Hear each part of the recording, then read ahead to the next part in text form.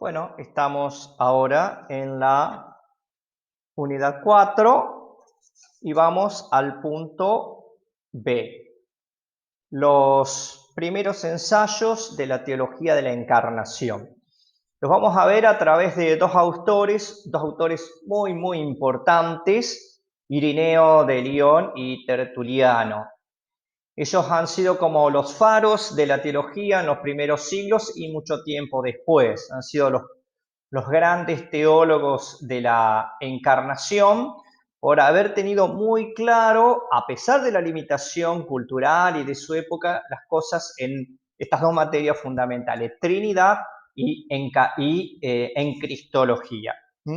Entonces, el primero de ellos es Ireneo de León, que si bien era obispo de León, trae toda su teología de el Oriente. Va a combatir varias herejías, el ebionismo, el docetismo, pero sobre todo el gnosticismo. Y se va a basar no en una elucubración mental a priori, sino en la escritura y en el credo tradicional.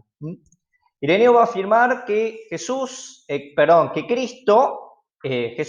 Jesús es verdadero Dios y verdadero hombre.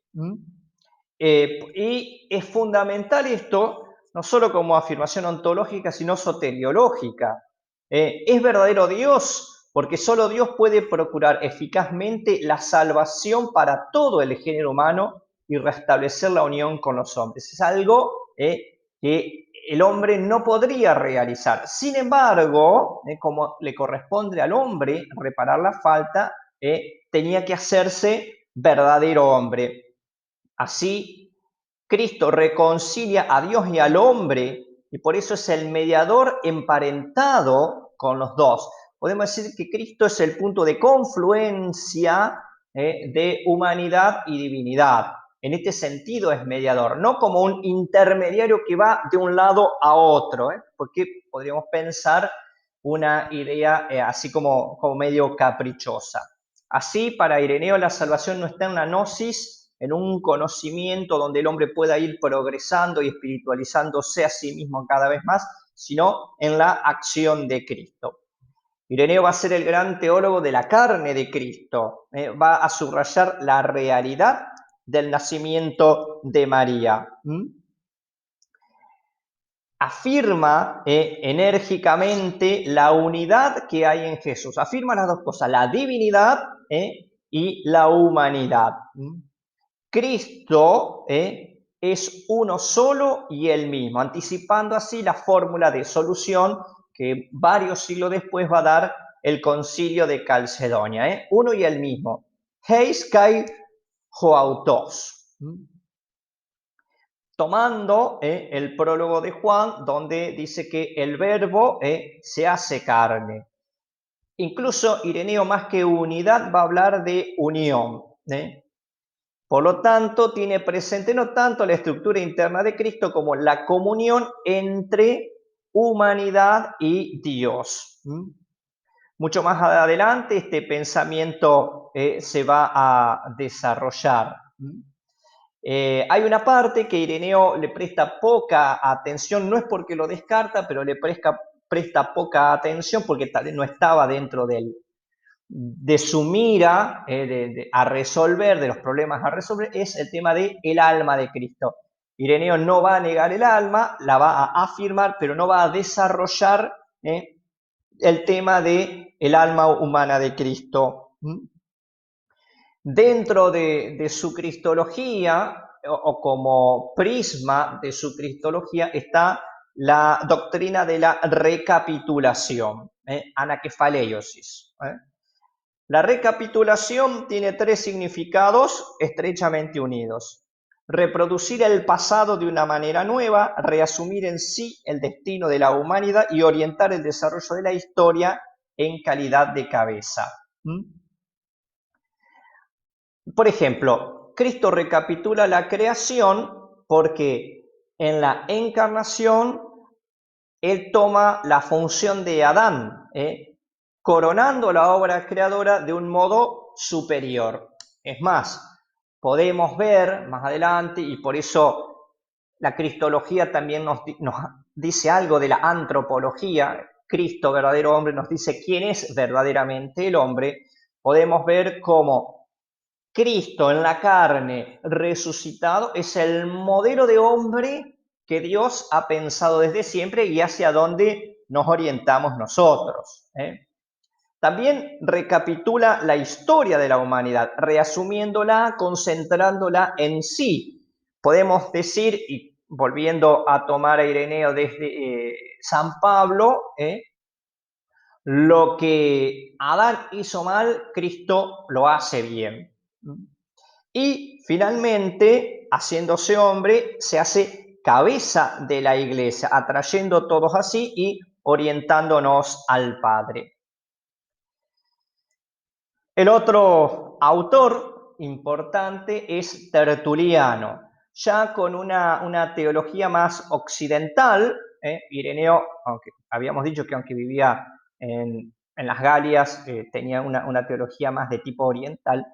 Tertuliano, que vivió entre el 160 y el 220, va a afirmar, por ejemplo, el alma humana de Cristo.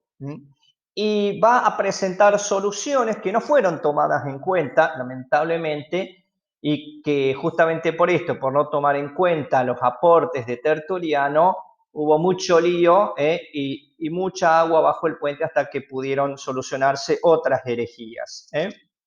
De algún modo anticipó las respuestas al apolinaísmo, al nestorianismo y al monofisismo. Cristo, dice Tertuliano, en Cristo encontramos alma y carne, un alma y una carne. Un hombre, ¿por qué? Porque el hombre está compuesto de carne y alma. Esto podría parecer no importante, pero anticipa la solución a aquellas herejías donde pensaban la unión hipostática como que el verbo se une a la carne, pero ocupando el lugar del alma.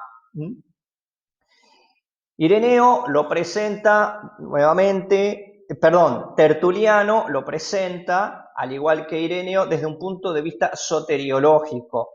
Cristo viene a salvar el hombre entero, entonces para liberar nuestras almas tenía que asumir un alma semejante a la nuestra.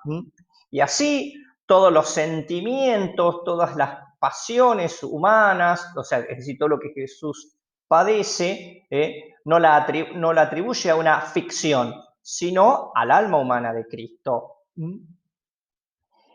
Tertuliano también va a luchar contra el monarquianismo de Práxeas.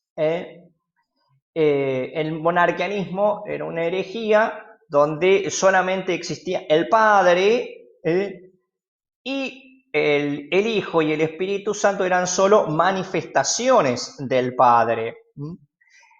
Acá hay una correcta teología trinitaria de Tertuliano, porque dice que el error está en pensar que Dios es unipersonal. Tertuliano va a afirmar que el verbo se distingue del Padre como persona, aún teniendo en común la unidad de sustancia. Por lo tanto, Tertuliano va a presentar que en Cristo hay dos naturalezas, pero una persona, expresando así la ontología fundamental de Cristo. Dice, observamos una doble condición no confundida, adelantando a Calcedonia, sino unida en una sola persona. Jesús, Dios y hombre. Se conserva la propiedad de cada una de las dos sustancias junto con la distinción de operaciones. Acá asimila naturaleza a sustancia, hace equivaler la palabra naturaleza a la palabra sustancia, evitando un problema que se iba a tener en Oriente, donde la palabra para sustancia se confundía, la palabra para sustancia, hipóstasis, es la misma que se utilizaba en algunos casos para persona. Pero eso lo veremos más adelante. Así, Tertuliano afirma que las propiedades de cada sustancia o naturaleza permanecen, son estables. Por lo tanto, no hay una mezcla, no hay una tercera sustancia o naturaleza que proviene de la humanidad y la divinidad. Es decir, Cristo no es un mixto. Y mostrando la distinción de las operaciones que vienen de cada una de estas naturalezas, va a prevenir lo que más adelante se llamó monoenergismo. La fórmula más importante, que es la de Tertuliano, muestra es distinguir entre sustancia y persona. La confusión, pensar que es lo mismo sustancia y persona, llevó a las grandes herejías que veremos luego. Así, por la sustancia hay una dualidad permanente en Cristo, pero esta dualidad existe en una sola persona, y esta persona es la persona del Verbo. La unidad de Cristo se debe solo a la persona, dado que las sustancias permanecen y están unidas sin confusión. Así vemos, una persona, dos naturalezas. Afirmar una sola persona, y es una persona divina, evita el otro peligro.